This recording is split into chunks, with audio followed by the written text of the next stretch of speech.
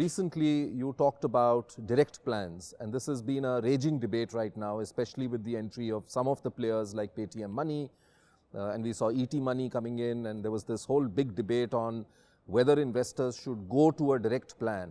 Yes. And at this point probably pay no fee, or Yes. should they go through an advisor, right? What according to you is going to be the way forward? Because people do need advice. Yes. At the same time, they're wary of paying a fee. So the existing infrastructure has been very conveniently built on commissions. Yes. We're somewhere going to see a disruption there. Should investors go for direct plans? So there are 3 or 4 aspects to the whole direct plan versus regular plan versus advice and fee and all these kind of discussions. I think first is one must compliment the regulator, because I think, quite early in the game, our regulator was able to kind of figure out that there will be an era in the landscape wherein you will see the evolution of DIY and digital. And digital is something which enables DIY extremely well. That is do it yourself. Do it just yourself. To clarify. Yes. And on the other hand, digital media enables people to access information far more easily, sometimes even more easier than in the physical world.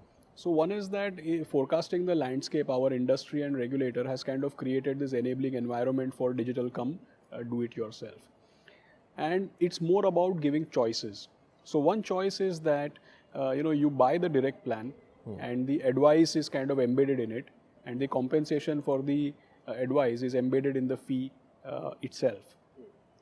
So, like you rightly said, a lot of times people don't mind paying a fee if it is embedded in the total cost. But if you tell them to pay a fee by cutting a separate check, then that becomes more like a hurdle and they feel that they are actually paying it. Whereas in both the cases, whether it's embedded in the cost or whether you cut a separate check, in both the cases, you are actually paying it yourself. These are things which are created for people depending on their preferences. The fact is that everybody needs advice. If you really ask me, I don't think there are very many investors out there who don't need advice. I mean, some people, for example, might be learning by watching your and my conversation. Some people might be learning by maybe seeing you on a TV channel or reading what you write. Some people might be learning by following, some books or by meeting their investment advisor or their banker. And some people might just consume knowledge on the digital media. So there are various ways of consuming knowledge, but the fact is that everybody needs advice.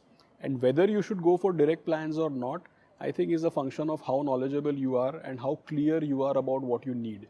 Because let's be clear about one thing, these digital platforms, they can enable the reach, they can enable accessibility of information, but I don't think there are very many out there who can actually tell you what exactly suits you for your financial planning and your long-term goals.